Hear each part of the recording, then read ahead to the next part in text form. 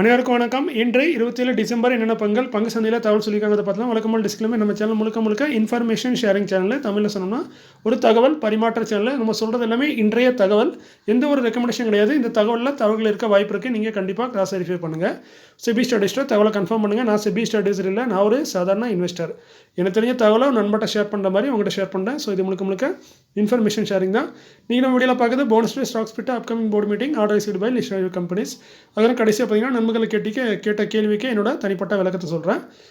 அதுமாதிரி இன்றைக்கி ஒரு சோகமான நாள் இந்தியாவுக்கே. சொல்லப்போனால் ஷேர் மார்க்கெட் கூட சொல்லலாம். ஏன்னா நம்ம முன்னாள் பாரத பிரதமர் மாண்புமிகு மன்மோகன் சிங் அவர்கள் நம்ம கூட இல்லை இப்போ. ஸோ அவர் இறந்துட்டார் நேற்று. ஸோ இது கொஞ்சம் வருத்தமான விஷயம் தான். நாடே கொஞ்சம் கஷ்டத்தில் தான் இருக்குது. நல்ல ஒரு இந்த வருஷத்தில் 2 பெரிய ஆளுங்கள் நம்ம இழந்திருக்கோம்னு சொல்லலாம். ஒன்று ரத்தன் டாட்டா, அடுத்து பார்த்திங்கன்னா நம்ம மன்மோகன் சிங்ஜி. ஸோ 2 பேருமே இந்த வருஷம் நம்மளை விட்டு பிரிஞ்சிருக்காங்க. இந்த 26ஆம் தேதி ஒரு கொஞ்சம் வருத்தப்படக்கூடிய ஒரு நாளாக தான் இருக்குது நம்மளுக்கு. அதுமாரி இன்றைக்கி மார்க்கெட் டேட்டா பார்த்திங்கன்னா, இன்றைக்கி மார்க்கெட்டை டிஐஎஸ் தான் வழக்கம் போல் தூக்கியிருக்காங்க. கிட்டத்தட்ட பார்த்திங்கன்னா 2544 கோடிக்கு என்னமோ பை பண்ணியிருக்காங்க ஓவரால். அதே எஃப்ஐஎஸ் பார்த்திங்கன்னா 1323 கோடிக்கு சேல் பண்ணியிருக்காங்க. ஸோ இன்றைக்கி மார்க்கெட்டை ஓரளவுக்கு விழாமல் காப்பாற்றினது டிஐஎஸ் தான். அடுத்து பார்த்திங்கன்னா இஎஃப்சி இந்தியா லிமிடெட் 649 ரூபா கேன் பேஸு 1:1 போனஸ் அறிவிச்சிருக்காங்க. ஒரு ஷேருக்கு ஒரு ஷேர் போனஸாக தருவாங்க. ப்ரைஸ் அட்ஜஸ்ட் ஆகும். இதற்கான ரெக்கார்ட் இன்னும் அனௌன்ஸ் பண்ணல. ஏன்னா இன்றைக்கி தான் போனஸே அனௌன்ஸ் பண்ணியிருக்காங்க. கூடிய ஒரு ரெக்கார்ட் வரும். செக்டர் பார்த்திங்கன்னா ரியல் எஸ்டேட்டில் இருக்காங்க. EFC India Limited. Kothari Product Limited கேன் பேஸ் பார்த்திங்கன்னா 195. இவங்களும் இன்றைக்கி போனஸ் அறிவிப்புன்னு சொன்னாங்க. அறிவிச்சிருக்காங்க. 1:1 இவங்களும் போனஸ், ஒரு ஷேருக்கு ஒரு ஷேர் போனஸ் தராங்க. ரெக்கார்ட் வந்து இன்னும் அனௌன்ஸ் பண்ணல, இன்றைக்கி தான் அனௌன்ஸ் பண்ணியிருக்காங்க. செக்டர் வந்து ட்ரேடிங் அண்ட் டிஸ்ட்ரிபியூட்டராக இருக்காங்க. இந்த 2 கம்பெனியுமே ஆல்ரெடி சொல்லியிருந்தாங்க நாங்கள் போனஸ் இன்றைக்கி தரோன்னு, அதுமாதிரி தந்திருக்காங்க. அடுத்து பார்த்திங்கன்னா IOL chemicals and pharmaceutical limited 450 ரூபா கேன் பேஸு. இவங்க ஸ்பிட் கொடுப்போம்னு சொல்லியிருந்தாங்க. அதுமாதிரி இன்றைக்கி அறிவிச்சிருக்காங்க. 1:5 ஸ்பிட் அறிவிச்சிருக்காங்க. ஃபேஸிலி 10 இருக்காது, 2 மாத்திராங்க. ஒரு ஷேர் 5 ஷேர் ஸ்பிட் ஆகுது. ரெக்கார்ட் வந்து கூடியவரையில் அனௌன்ஸ் பண்ணுவாங்க. செக்டர் பார்த்திங்கன்னா ஃபார்மசிட்டிக்கலாக இருக்காங்க. IOL chemicals and pharmaceutical. AIA plus trade links limited கேன் பேஸ் 13 ரூபா. ஒரு SME category stock. Minimum lot சைஸே பார்த்திங்கன்னா 8000 குவான்டிட்டி, அது குறைஞ்ச பைசல் கிடையாது. 1:10 ஆல்ரெடி ஸ்பிட் அறிவிச்சிருக்காங்க. ஃபேஸிலி 10 இருக்காது, 1 மாத்திராங்க. இதற்கான ரெக்கார்ட் இன்றைக்கி அனௌன்ஸ் பண்ணியிருக்காங்க. 8 ஜனவரி தான் ரெக்கார்டு. செக்டர் பார்த்திங்கன்னா ட்ரேடிங் அண்ட் டிஸ்ட்ரிபியூட்டராக இருக்காங்க. AAA plus trading link limited. Nava limited கேன் பேஸ் பார்த்திங்கன்னா 997. 1:2 ஸ்பிட் அறிவிச்சிருக்காங்க. ஃபேஸிலி 2 இருக்குது, அதை 1 மாத்திராங்க. இது பழைய செய்தி தான். ஸோ அதற்கான ரெக்கார்டு இன்றைக்கி அனௌன்ஸ் பண்ணியிருக்காங்க. 20 ஜனவரி தான் ரெக்கார்ட் டேட்டு. செக்டர் பார்த்திங்கன்னா பவர் ஜென்ரேஷனில் இருக்காங்க. Nava limited. Upcoming board of dates meeting may consider. ஒரே ஒரு கம்பெனி தான், அது வேறு யாரும் இல்லை. இமாமி லிமிடெட் 591 ரூபா கேன் பேஸு. 27 ஜனவரியில் போர்டு மீட்டிங் வச்சிருக்காங்க. டிவிடெண்ட் ரிசல்ட் 2மே அறிவிக்க வாய்ப்பு இருக்குன்னு சொல்கிறாங்க. டிவிடெண்ட் அறிவிக்கப்பட்டால் அதற்கான ரெக்கார்ட் வந்து 4 ஃபெப்ரவரின்னு சொல்லியிருக்காங்க. வருஷத்துக்கு 2 டிவிடெண்ட் தராங்க, ஒன்று ஃபெப்ரவரிலையும் ஒன்று நவம்பர்லையும். கடந்த 2 வருஷமாக அப்படி தான் கொடுத்துருக்காங்க. 4 ரூபா டிவிடெண்டாக எதிர்பார்க்கலாம் நம்ம இமாயிலிருந்து. செக்டர் நம்ம எல்லாம் தெரிஞ்ச பர்சனல் கேர். அடுத்து நம்ம பார்க்குறது எல்லாமே order received by listed companies. First நான் பார்க்குறது இர்கான் இன்டர்நேஷனல் லிமிடெட் கேன் பேஸ் 209. நான் ஸ்பெல்லிங் கொஞ்சம் மிஸ்டேக் பண்ணியிருக்கேன், அது இர்கான். ஆர்டர் கிடச்சிருக்கு. 89 கோடிக்கான ஆர்டர் கொடுத்தது North East Frontier Railway. Bright Outdoor Media Limited 500 ரூபா கரண்ட் பேஸு. இவங்களுக்கு 60 கோடிக்கான ஆர்டர் கிடச்சிருக்கு. ஆர்டர் கொடுத்தது யாருங்கிறத கம்பெனி தெளிவாக மென்ஷன் பண்ணல. பட் இது வந்து மும்பையில் உள்ள ஒரு ஆர்டர்னு நினைக்கிறேன். மும்பை சஃபர்பன் ரயிலில் டிஸ்பிளே பண்ணதுக்கான ஒரு ஆர்டருக்கான ஆர்டர். அடுத்து பார்த்திங்கன்னா வாட்டேக் வபாக் லிமிடெட் 1646 ரூபா கரண்ட் பேஸு. 700 கோடி மதிப்புள்ள ஒரு பெரிய ஆர்டர். இது ஒரு இன்டர்நேஷனல் ஆர்டர். கொடுத்தது ஜாம்பியா சேர்ந்த ஒரு கம்பெனின்னு நினைக்கிறேன்.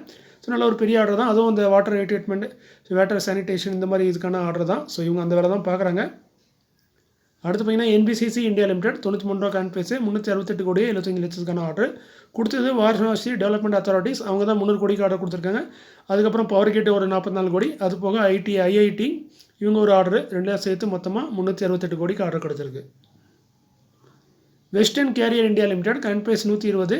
இவங்களுக்கு 23 கோடிக்கு என்னமோ ஆர்டர் கிடச்சிருக்கு. கொடுத்தது Lucky steel and rolling private limited. இது வந்து ஒரு இன்டர்நேஷனல் ஆர்டர். பூட்டான்லேருந்து இந்த ஆர்டர் கிடச்சிருக்கு. நியூஜென் சாஃப்ட்வேர் டெக்னாலஜிஸ் லிமிடெட் 1622 ரூபா கேன் பேஸு. இவங்களுக்கு வந்து 20 லட்சம் யூஎஸ் டாலருக்கான ஒரு ஆர்டர் கிடச்சிருக்காங்க மாதிரி தான் சொல்லியிருக்காங்க. அது யார் கொடுத்தாங்கிறது தெளிவாக சொல்ல. ஒரு இன்டர்நேஷனல் ஆர்டர். அது இவங்க சப்சிடரி கிடச்சிருக்கு, துபாயில் உள்ள சப்சிடரிக்கு. கொச்சின் ஷிப்யார்ட் லிமிடெட் 1539 ரூபா கேன் பேஸு. 450 கோடி கிட்ட ஒரு ஆர்டர் கிடச்சிருக்கு. இது கொடுத்தது வந்து அதானி குரூப் கம்பெனி. இது வந்து டக் போட்டுக்கான ஒரு ஆர்டர் நினைக்கிறேன். ஸோ இந்த ஆர்டர் கொடுத்தது அதானி குரூப்பு. ஸோ இந்த ஆர்டரோட மதிப்பு 450 கோடி கிட்ட இருக்கலாம் அப்படிங்கிற மாதிரி சொல்லியிருக்காங்க. டீமோ ப்ரொடக்ஷன் ஹெச்கியூ லிமிடெட் 2 ரூபா 32 பைசா ஒரு பெனி ஸ்டாக்கு. 12 கோடிக்கு என்னமோ ஆர்டர் கிடச்சிருக்கு. கொடுத்தது கங்கா ரியாலிட்டி குரூப். இவங்க தான் இந்த ஆர்டர் கொடுத்துருக்காங்க. இஸ்கோனேட் டெக்னாலஜிஸ் லிமிடெட் கரண்ட் ப்ரைஸ் பார்த்தீங்கன்னா 346. இஸ்கோனேட் 13,91,00,000க்கான ஆர்டர் கிடச்சிருக்கு. கொடுத்தது Himachal Pradesh state electricity board limited. Bharat global developers இந்த கம்பெனியை தெரிஞ்ச கம்பெனி எல்லாரும் கேள்விப்பட்டிருப்பீங்க. நம்ம வீடியோ பெருசாக போட்டிருக்கோம். ஸோ இந்த கம்பெனியில் இன்றைக்கி என்ன ஒரு பெரிய அப்டேட் கொடுத்துருக்காங்கன்னா பார்த்தீங்கன்னா பெரிய அப்டேட்னா ஒரு சின்ன அப்டேட் தான். என்னென்னு பார்த்தீங்கன்னா ஆல்ரெடி இந்த கம்பெனி ஒரு பெரிய ஃபோர்ஜரி சொன்னோம். அதாவது ஒரு 6 சப்சிடியை புதுசாக உருவாக்கின மாதிரி Bharat global energy, Bharat agrotech, Bharat global aerospace space, Bharat global impex அப்படின்னு ஒரு 6 கம்பெனி சொன்னாங்க. பட் செபி என்கொயரி பண்ணல. அந்த கவர்மெண்ட் மினிஸ்ட்ரி ஆஃப் ஃபாரின் இதில் வந்து கார்பரேட் அஃபேரில் பார்த்தீங்கன்னா அந்த கம்பெனியோட பேர் இல்லைன்னு சொல்லியிருந்தாங்க. பட் இப்போ என்ன சொல்லியிருக்காங்கன்னா கம்பெனி வந்து 2 கம்பெனியை புதுசாக ரிஜிஸ்டர் பண்ணியிருக்காங்க மினிஸ்ட்ரி ஆஃப் கம்பெனி அஃபேர்ஸில். அதில் பார்த்தீங்கன்னா அந்த 2 கம்பெனியோட பேர் பார்த்தீங்கன்னா Seed Wave Agro Impex Private Limited, இன்னொன்று பார்த்தீங்கன்னா Windy and Solar Private Limited. Actually global தான் கேட்டிருப்பாங்க போல இருக்குது குளோபல் பேரில், பட் அது கிடைக்கல போல இருக்குது அந்த பேர். ஸோ அதனால் இந்த 2 பேரில் புதுசாக 2 கம்பெனியை ரிஜிஸ்டர் பண்ணியிருக்காங்க சொல்லியிருக்காங்க நம்ம Bharat global developers.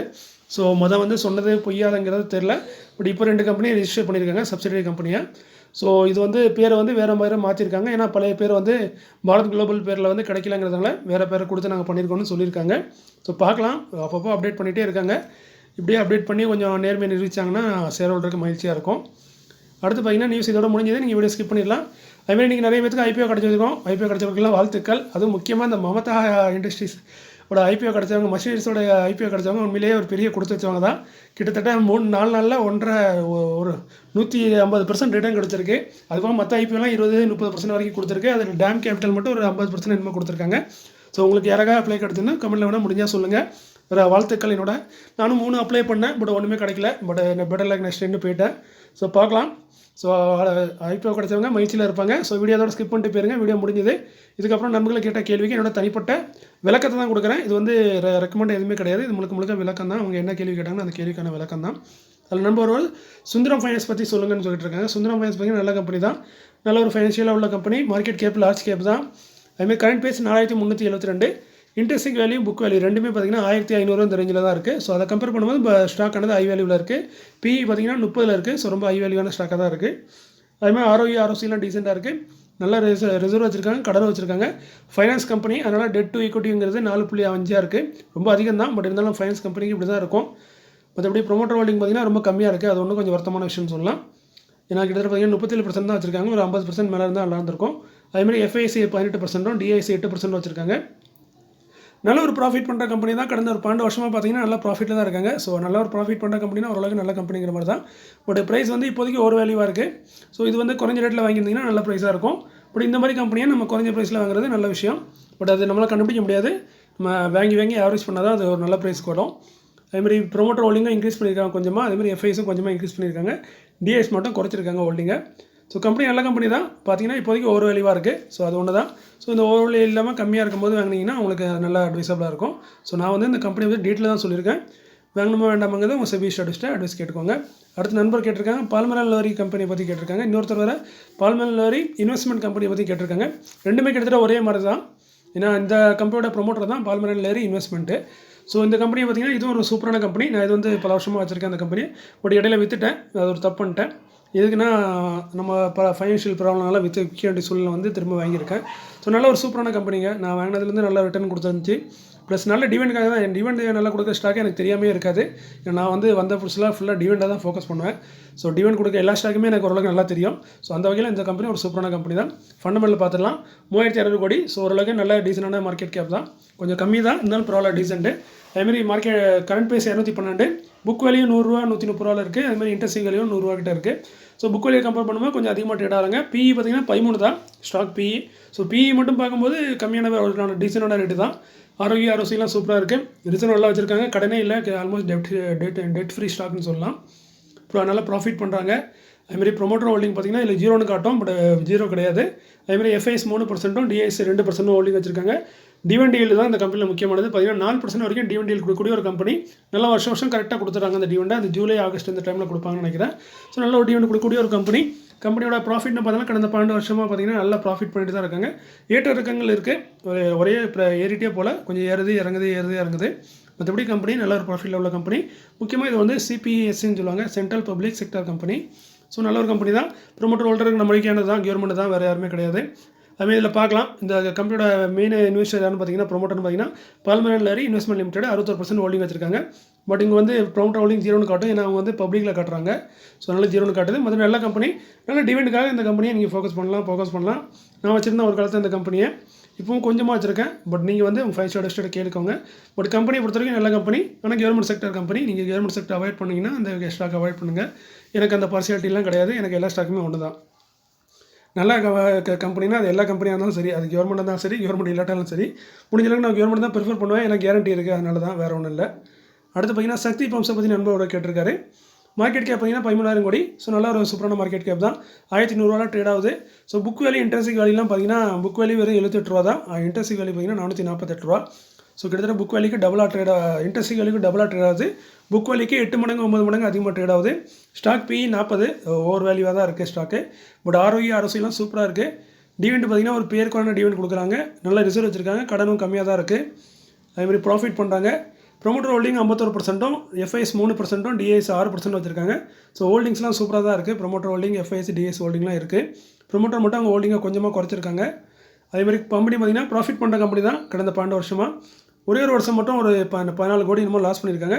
But company 17 கோடி 20 கோடி 30 கோடின்னு ப்ராஃபிட் பண்ணுற கம்பெனி. ரீசெண்டாக 142 கோடி வரைக்கும் பண்ணியிருக்காங்க. ஸோ இது ஒரு நல்ல கம்பெனி மாதிரி தான் தெரியுது. நல்லா ஆர்டர் அப்பப்போ கிடச்சிட்டே இருக்குது. ஸோ இந்த கம்பெனி நீங்கள் நல்ல கம்பெனி தான். நல்ல ரேட்டில் வாங்கினீங்கன்னா சூப்பரான கம்பெனி தான் சொல்லணும்.